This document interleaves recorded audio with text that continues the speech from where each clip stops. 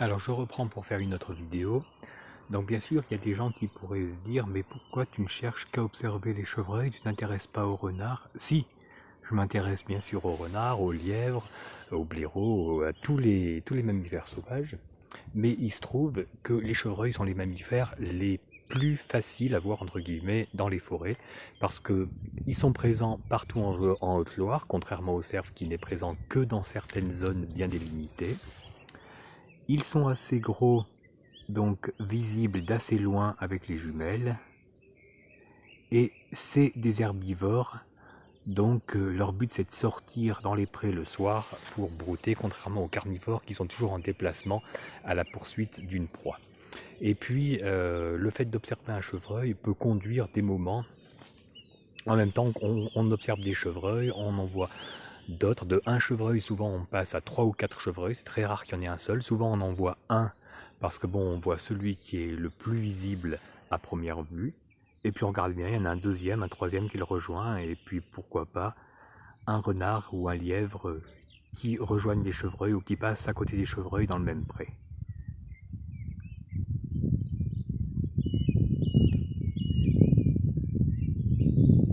Alors pour savoir s'il y aura un autre animal, c'est assez facile.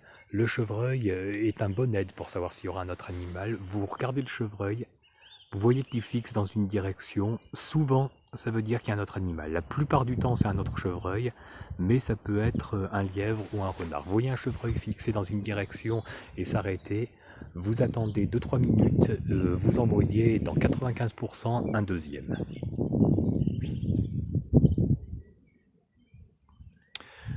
Je vais reprendre un petit peu ma marche pour continuer mon observation. Il commence à faire de plus en plus sombre, mais avec les jumelles que j'ai, il n'y a pas de souci pour continuer à les voir. J'ai une bonne luminosité.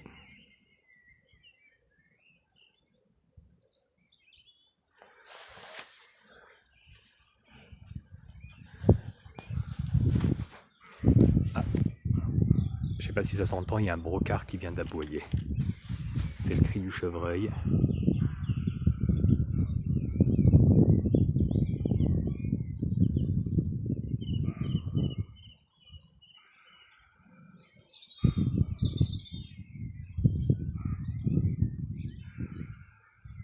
À mon avis, c'est celui que j'ai filmé à ma précédente vidéo.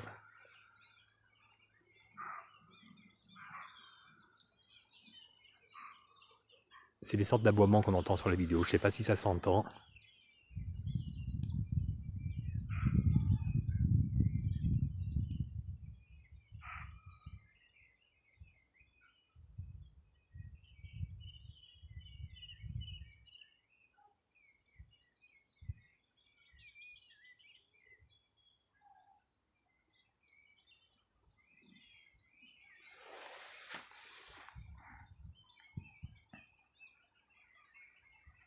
C'est marrant, il se comporte comme si c'était une petite période de rut. En général, le rut est en juillet-août, mais je sais pas s'il y a un petit rut pas un petit rut du chevreuil là en ce moment, en ce début de printemps. Il y a eu la poursuite tout à l'heure. Là, j'entends un brocard qui aboie. Le cri du chevreuil, oui, le cri du chevreuil est l'aboiement. Ce n'est pas une sorte de bêlement comme la chèvre.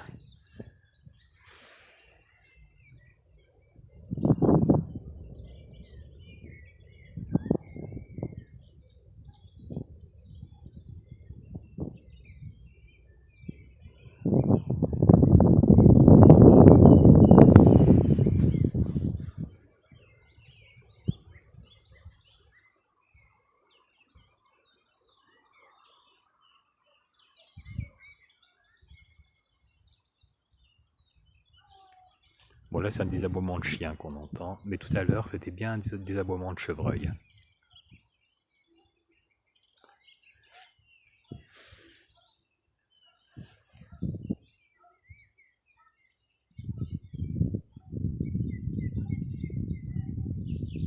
Je vais reprendre ma petite promenade. Si je vois quelque chose d'intéressant, je vous fais une autre vidéo.